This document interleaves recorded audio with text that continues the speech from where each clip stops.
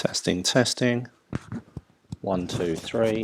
3, 2, 1. Test, test, test.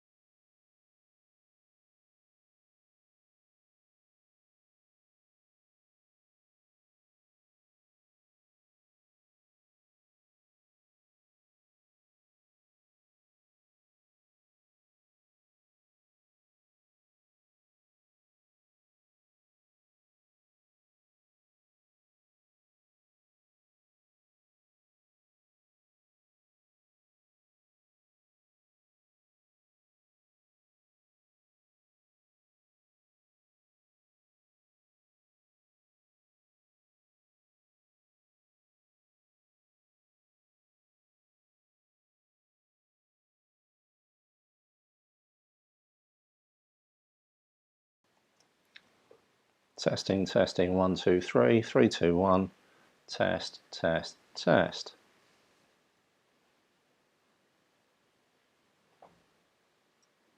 Test.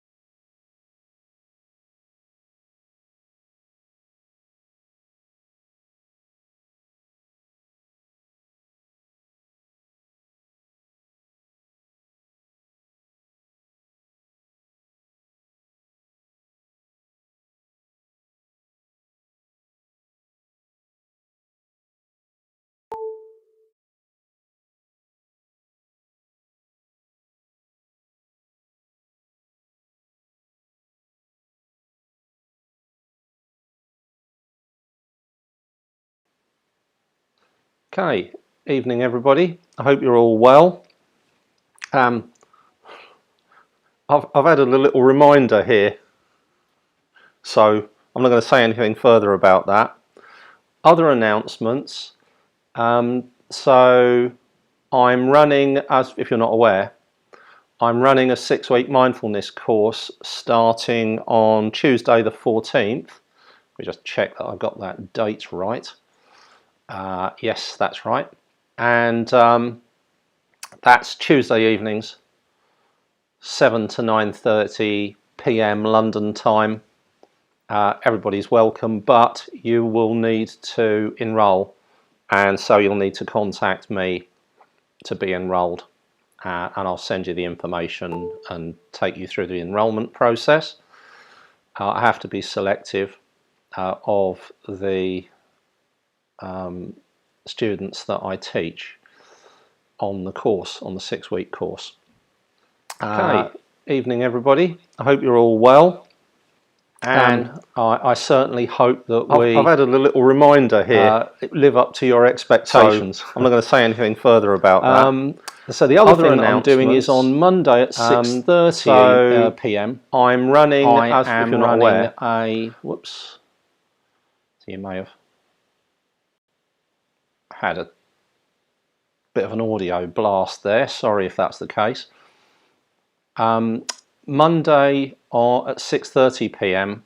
I'm running a Zoom demo, and the purpose of the demo is to help people navigate the online content, because there's so much of it.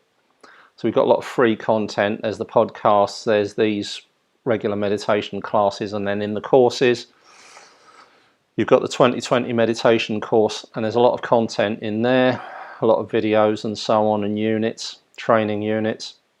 And then as well as that, you've got mindfulness-based resilience online course, and that has access to all of this. So I'm aware it can become confusing, so I'm going to do a demo, and don't worry, I'll record that. And apologies for not uploading onto Facebook the recordings of the last 2 classes, Saturday and Thursday, but I shall do that as soon as I get a chance. Okay, so the message for today is subscribe, like and comment, because that's what YouTube likes. And if you don't subscribe, like and comment, then YouTube doesn't like me. It's not a shame. Right, so today's session, what to do when you're too stressed to meditate. Now,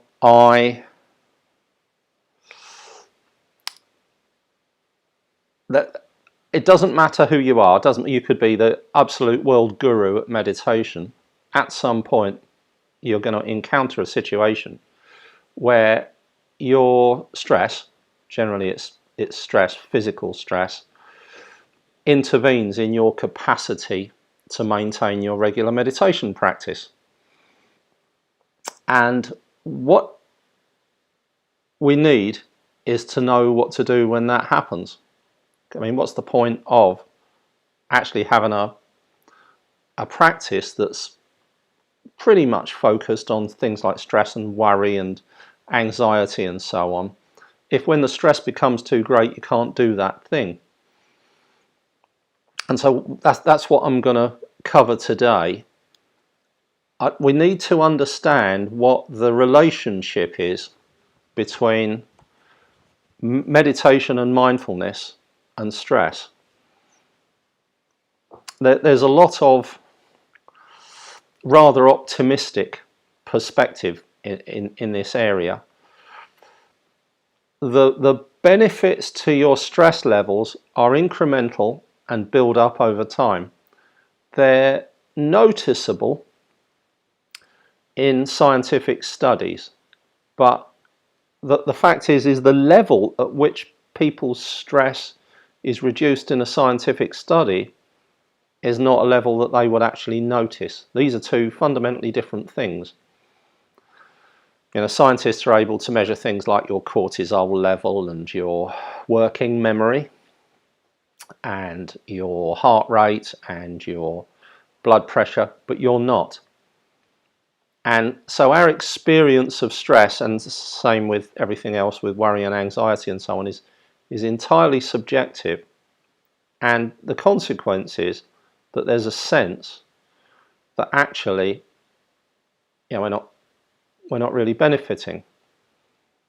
And then, of course, the meditation teachers, they say, don't worry, you've just got to be patient. Another 6 months, another 18 months, whatever it happens to be, you'll notice the effect.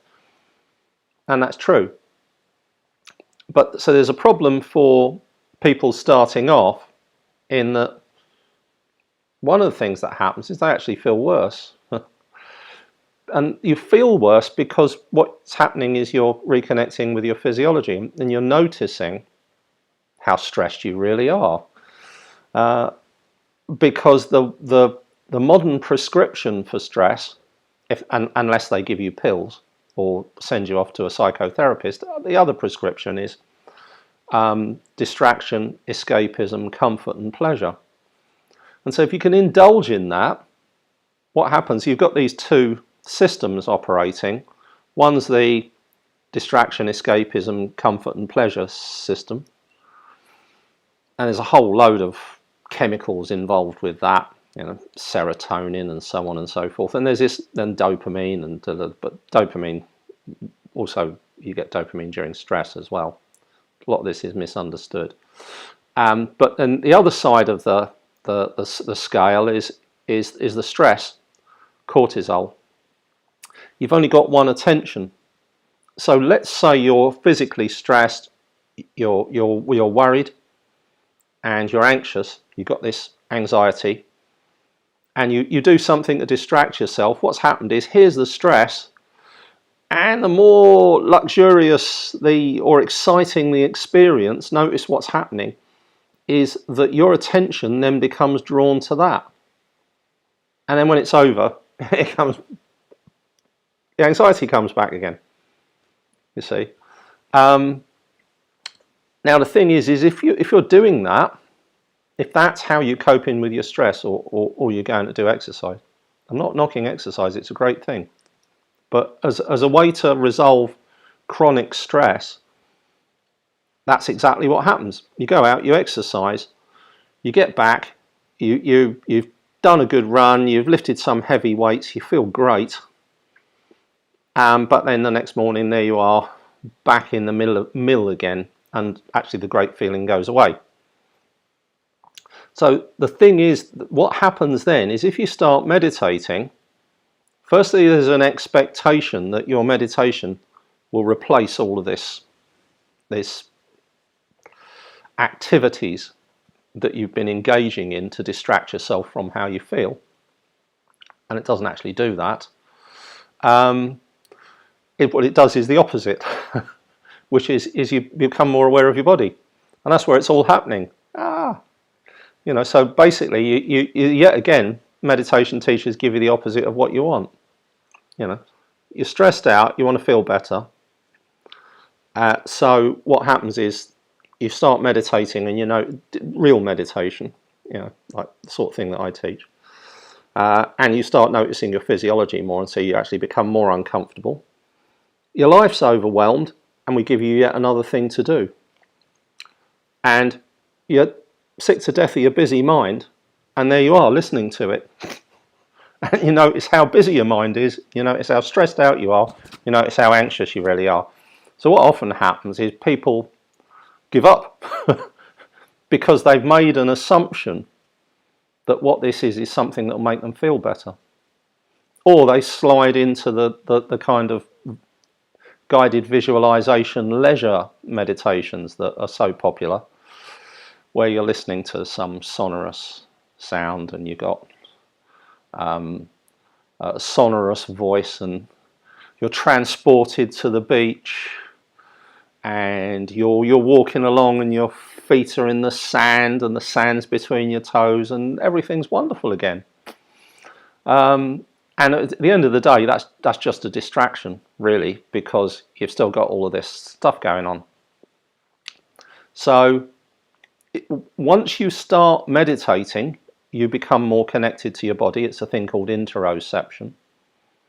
And then the other thing that happens is, let's say you're going along and you're merrily meditating, you've got a reasonably regular practice, and then what happens is that one day life comes along and just wipes it out. Okay, that's what happens in the real world. There's a lot of nonsense spoken about bulletproof meditation practices. While you encounter no real adversity, you can do that every day. So what happens when the stress becomes too much? Do you just give up? Go back to having a glass of wine, watching the TV to make yourself feel better? Or do you do something else? Is there something that you can do to tide you over through that period? Now, interestingly, what's happened during the lockdown on average, according to the Office of National Statistics, figures are a little bit fuzzy, but I think they're probably right, is anxiety's gone down. But it's going to go back up again because we've got to go back out. And so when that happens, for instance, that's going to get in the way of a lot of people's meditation practices. So what to do? Now, I tried to set something up a little earlier on, so fingers crossed it still works. Yes, there we go. And what I'm going to do is show you here. So if you've ever done my 6-week mindfulness course in person, and actually if you do the online course, you'll see this. And so what this is an app. It's just an iPhone app, and what it does is it measures two things. It measures my breathing, and the way that it measures my breathing is by me breathing in time to what the app tells me to breathe in. So at the bottom you see a little serrated graph. When I start this up, what will happen is you'll notice a little yellow ball moving up the hill and then moving down the hill. And you can follow along with this, or you can just observe it. It takes sort of 2.5 minutes to do this demo. And what's happening there is while the little yellow ball's going up, I'm breathing in, and then when the little yellow ball's going down, I'm breathing out. So this is what I do when I'm really stressed. I follow this breathing routine on this app, and I'll explain lots and lots of reasons why. But right at the top of the list is it helps me to remember how in control of my physiology I am. Because when things get really difficult, it's tempting to think, oh, well, actually, all the things I've learned, they're no use now. But I'm actually able to change my physiology for the better using this. And I'll explain very simply how all of that operates in a moment. So what I do is I just start it, and what I do is put my finger over it. So what you'll be able to see here, spookily, through the wonders of modern technology, is me holding the device that you can see there. Oh, sorry, there. Okay, and so all I do is I tap the screen in the middle, and then I'm going to shut up. Because what I'll be doing is breathing in while the little yellow ball goes up, and then breathing out when the little yellow ball goes down. And then we'll notice the graph on the page changing.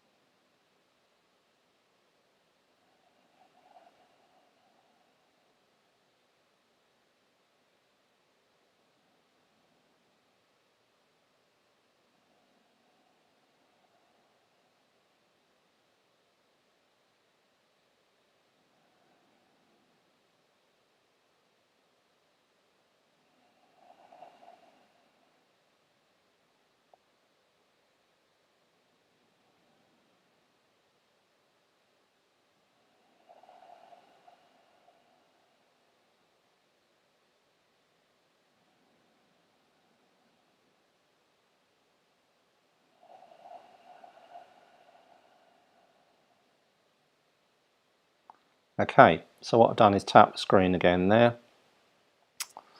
And so when we scroll along, whoops, when we do this, you'll see that at the top it's got the session that I just ran then. And if I click on that, you'll see a couple of graphs. Okay, so the graph at the bottom is a thing called coherence. And what coherence is, it's a synchronization between my heart rate and my breath. And as you can see, kind of halfway, well, almost all the way up, there's a thicker line. And you notice that I moved from, as you can see, started off quite low, and it moves from left to right. And further over on the right hand side of the bottom graph, you'll see that I've moved above that line. And what that means is that I've gone from having, you know, an averagely low level of coherence, which is synchronization between the breath and the heartbeat, to having a high level of coherence between the breath and the heartbeat.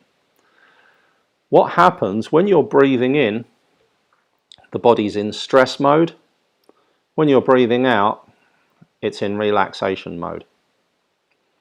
And so doing even a couple of minutes of this tips my body from stress mode to relaxation mode quite significantly.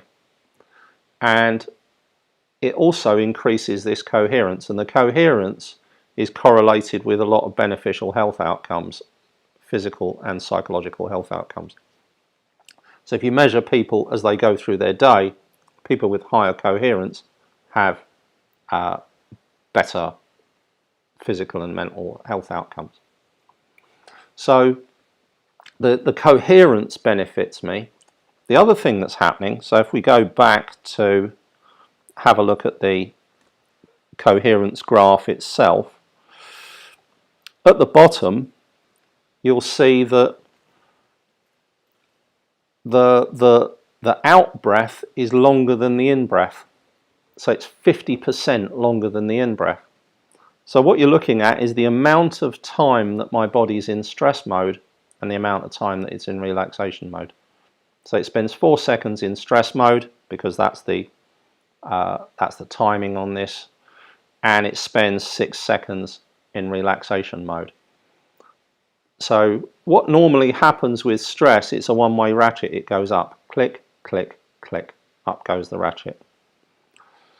What we're doing here is turning it round, click, click, click, down goes the ratchet.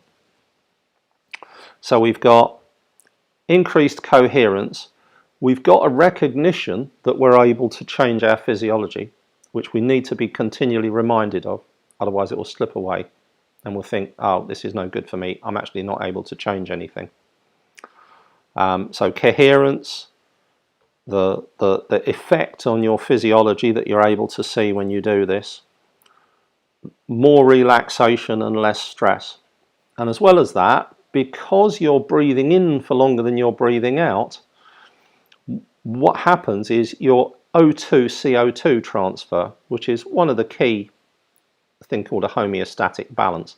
There's all of these chemicals and gases and levels of various things in the body, and they're all maintained at a certain level. And O2 CO2 is very, very high up the list of homeostatic balances that you need to be well. So the benefit of that is a 5-fold benefit. And I did say in the blurb for this that what I was going to do is tell you the things that I do when I'm under stress. And when it gets tricky, that's what I do. Just to give you an idea, I've done it about twice in the last year. But it happens, you know, and so it doesn't matter who you are. Now, that's one thing. Generally speaking, what I'll do is I'll actually do a breathing technique, and the breathing technique will be something like the 4-6 breaths. And generally speaking, I use an app So I do this more often. I might do it, you know, once or twice a month maybe. Let's say I'm going to speak to a difficult person, I'm going to have a tricky encounter, I'm going to teach some new people, I don't know what they're like. You notice your physiology, your heart rate, you notice that you might be a little bit stressed. And so what I want to do is calm down, and be as calm as I possibly can be. So I'm not generally moving myself from significant stress and reducing it, generally speaking. There's a frisson and I just fancy reducing that a little bit. So what I do is I use a different app, and you'll see that that has actually, there is a brick wall behind that because it's green, but you don't have to worry about that. What I'm going to do is I'm going to start this, and what will happen is the ball will shrink for 6 seconds and then it will grow for 4. Shrink for 6 seconds and grow for 4.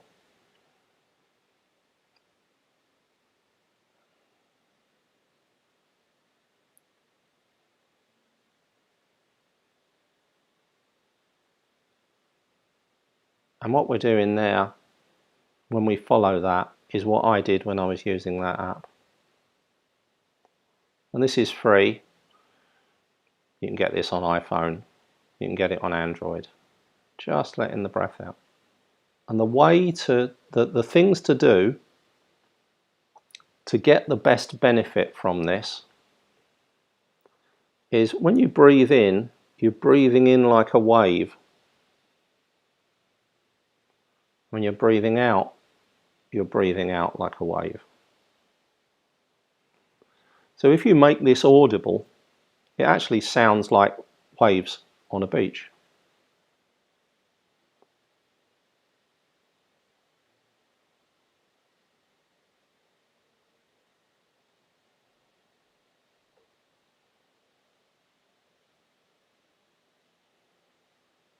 And when you do this, you only need to do it for something like 2 minutes to change your physiology. 4 seconds in, 6 seconds out. And the other thing that you can do is you can learn to do this just by counting in your head. So what you do is you breathe in, you say in your mind 1 1000, 2 1000, 3 1000, 4 1000, 1 1000, 2 1000, 3 1000, 4 1000, 5 1000, 6 1000, 1 1000, 2 1000, 3 1000, 4 1000, 1 1000, 2 1000, 3 1000, 4 1000, 5 1000, 6 1000. And that's within, when you do that, it's within 10% of a second. So count up to 4 1000s on the in-breath and count down to 6 1000s on the out-breath. And so if you're following along with this, 50% of you will notice a difference. The other 50% won't notice the difference, but everybody's physiology changes. I've tested many people, and everybody's coherence changes to a greater or lesser extent when they do this practice. Okay, so that's what's known as a pranayama. Prana, it means breath. A yama means extend. We're extending the breath. Or it could mean spirit. It's a Sanskrit word. There's a sense of extending the spirit if you're a spiritual person. If you're not a spiritual person, if you're a sciencey person, you're extending the breath, you're altering your coherence, you're increasing the opportunity for the body to manage the homeostasis, and you're moving from stress to relaxation. So it's a very powerful practice. Okay, so the next thing to do is relax. Breathing, relaxation, really they're what you've got. And the thing is about these, you can look at them as a meditation if you want. When things get tricky, they just become a breathing exercise or a relaxation exercise.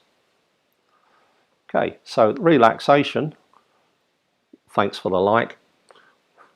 Obviously somebody noticed their physiology change there. If you notice your physiology change, like the video. Right, now relaxation, either that they're liking it because we're going to do a relaxation meditation. In that sound,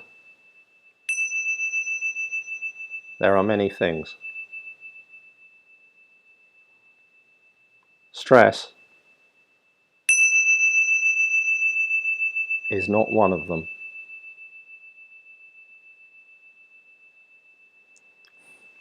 Stress is somewhere else. It isn't in the sound of the bell. So let's notice the sound of the bell.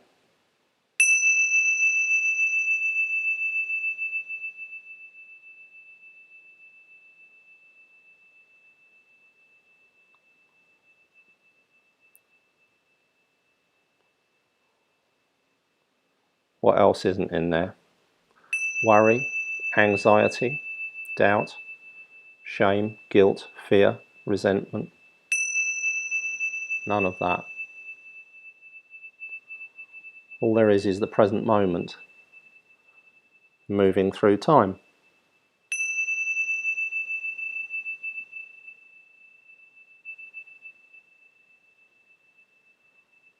Just the sound of the present moment moving through time. And so if you close your eyes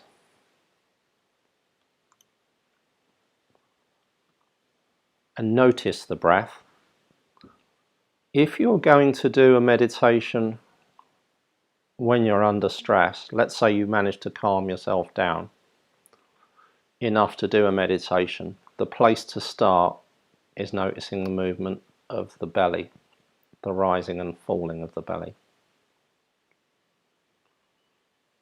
Noticing the belly rising, noticing the belly falling. Just a tiny little movement.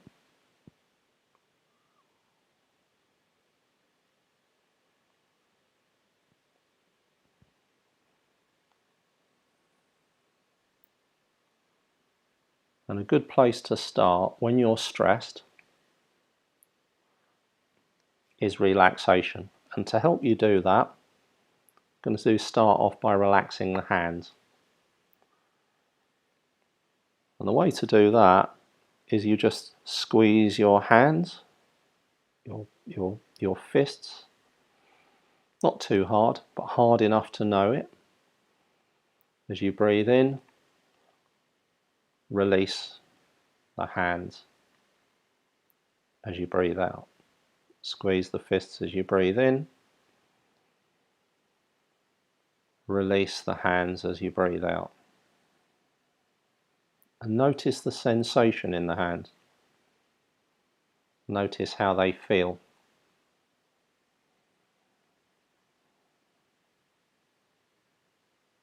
You only need to do that 3 or 4 times.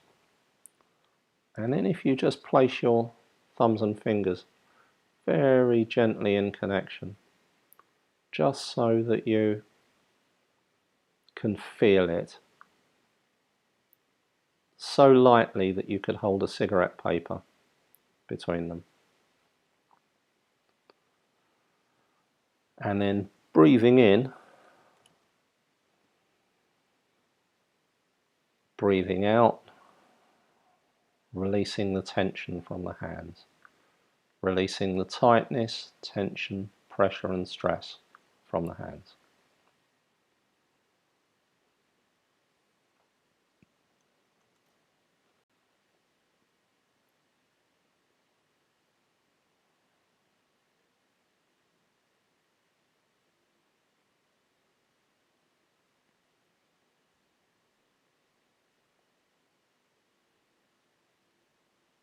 So if you're doing this at home, what you can do is count the out breaths, and you relax the hands for at least 10 out breaths. And then breathing in, breathing out, releasing the tension from the shoulders and the back and sides of the neck. Placing your elbows by your side, feet on the floor, head balanced comfortably on top of your spine. Notice that with the elbows by the side, so that the arms hang down ideally, and you're noticing the tension in the shoulders, that feeling of the weight of the arms helps to relax the shoulders. And then you notice the gentle pull of the arms on the shoulders and the back and sides of the neck.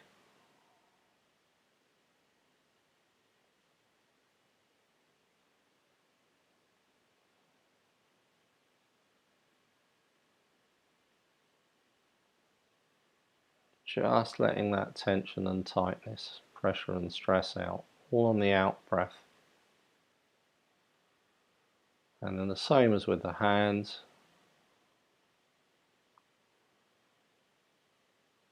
you're releasing all of that tension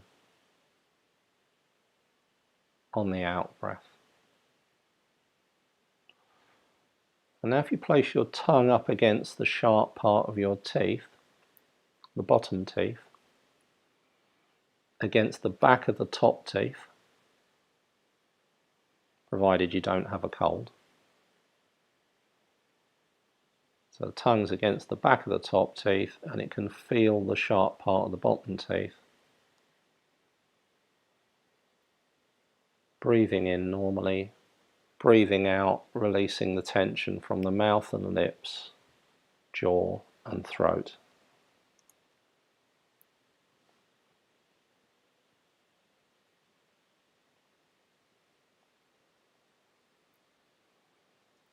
Same thing, 10 out breaths. Check in with your physiology, elbows by the side, head balanced comfortably on top of the spine. Letting all of the tension out on the out breath.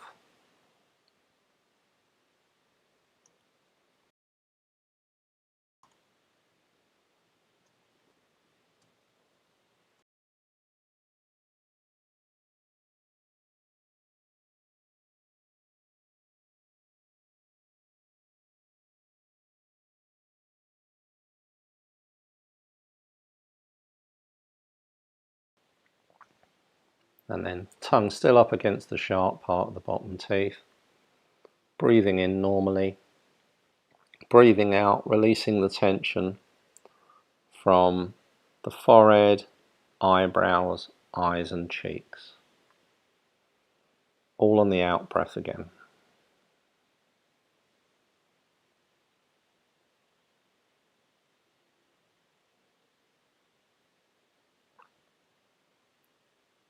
So it takes a while to train your physiology so that you can relax your eyes and jaw, all of these areas.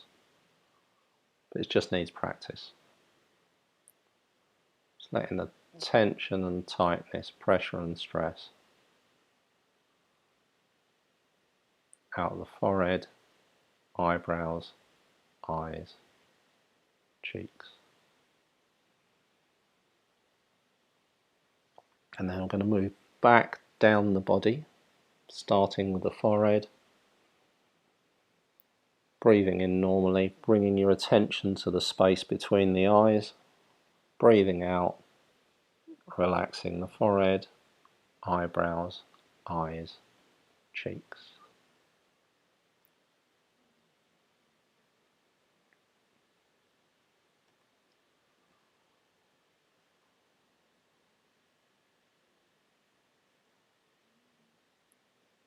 Breathing in normally, breathing out, relaxing the eyes.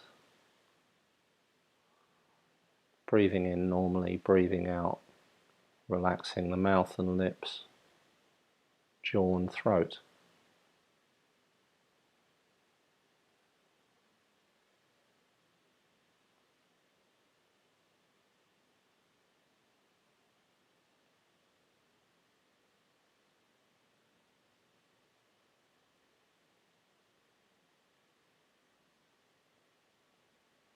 Checking in, head balanced comfortably, elbows by the side, breathing in normally, breathing out, releasing the tension from the back and sides of the neck and the shoulders.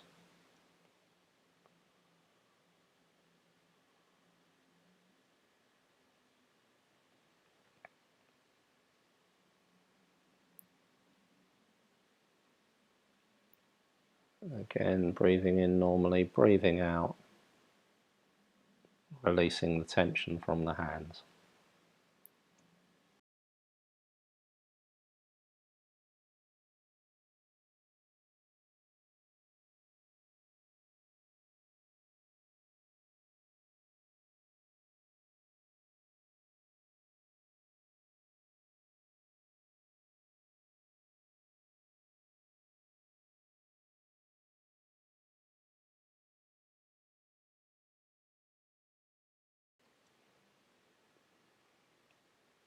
And then all four areas, all on the out breath. So breathing in, noticing the space between your eyes, breathing out, relaxing the eyes, jaw, shoulders, hands.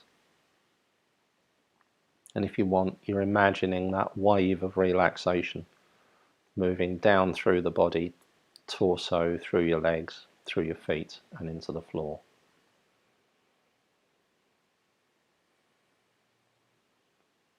This is what I call the relaxation response. For it to work, you need to train yourself through gentle repetition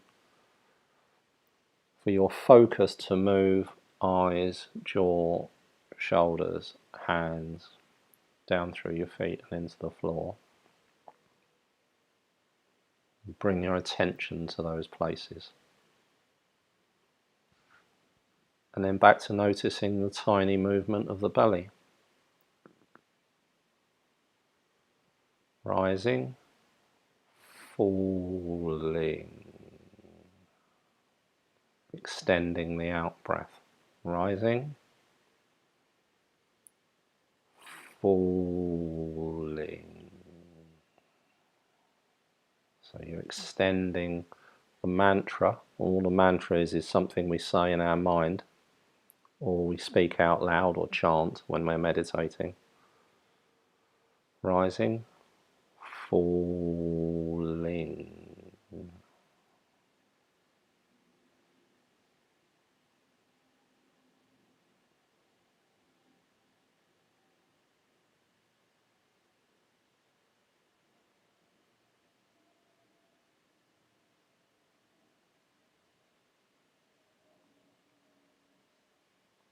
And then just noticing the movement of the belly.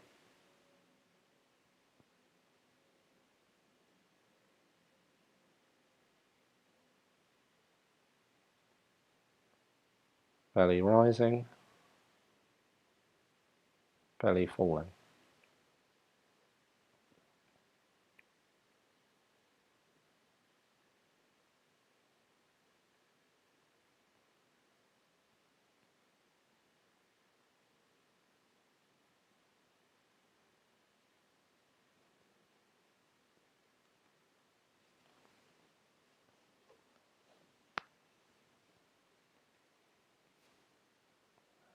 And then whenever you're ready, in your very own time,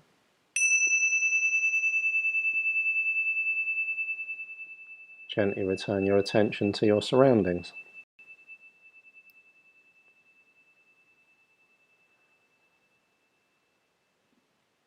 Okay, so this video is not going anywhere. I'm going to leave it here. So that's another thing that you can do when you're too stressed to meditate, is come back to this movie, this video, and you can listen to it to remind yourself of all of these things. Now, that app, by the way, is called HR Coherence. You've got to be careful if you do download it from iOS, because there's another company that's popped up with the same, unfortunately, with the same application. So you've got to be careful. And the expanding ball, that's I Breathe, that's free. There's something for Android as well. I think it's called Balloon or Breathing Balloon or something. You don't have to pay money for breathing apps. They're for free. The HR coherence is quite sophisticated, so you have to shell out for that. I can't remember how much it is. I'll tell you what, it's worth every penny. On the few occasions when I need to remind myself how it works. Oh yeah, it's HR Coherence Plus. What I'll do is I'll just write it down here so that you can see it.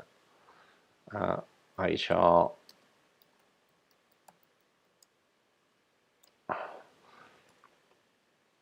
So it's in the it is in the I can't remember if you get a free a free go at it. The thing to keep in mind is the plus sign. There we go. Because I think the dodgy one that's trying to copy them without actually doing a very good job, it's PLUS from memory. And so to find it on the App Store, you might have to put in coherence. And the HR stands for heart rate coherence. But, I find it very useful, but you don't actually have to have it. It's just a matter of getting into the habit of doing that breathing exercise called the 4-6 breaths, or a similar one. I tend to prefer, I do 3-7, in for 3 seconds, out for 7, just feels better for me. Okay, Caroline, glad you enjoyed that. Hope you all found it useful, and have a great week. And so tomorrow is and if you're interested, just contact me and I'll send you the Zoom link, but I'll put it out on the usual channels. It will likely be only on WhatsApp and on the groups, because I don't want total strangers coming along to this, only people who aren't going to do something silly and Zoom bomb our meeting. So that's tomorrow. And I'll send you the time. I think it's either 6 or 6:30. I'll send out the time. If you're interested, let me know. Hope you all felt better. If you felt better, remember to like the video. Have a great week if I don't catch up with you. And we've got the Wednesday and Thursday mindfulness-based resilience course as well. And take care. Yeah, I'll send out a Zoom link, Kel, promise. I've actually got it, so it'll either go out tonight or tomorrow morning. All right then. Good night. Bless you all.